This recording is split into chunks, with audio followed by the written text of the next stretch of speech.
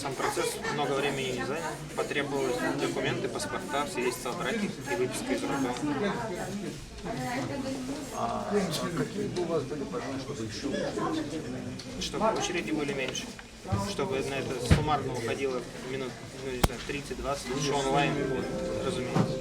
У меня требуются оригиналы документов, оплата госпошлины и все. Больше ничего. По большому счету. На какие-то вопросы отвечаю оператор. Электронный билет я получал. Передо мной было где-то 20 с чем человек. а как люди соблюдают это правило? Люди соблюдают. Там мужчина на входе, все это рулит всеми людьми. Зал у кого? Мужчина на входе, то есть работник.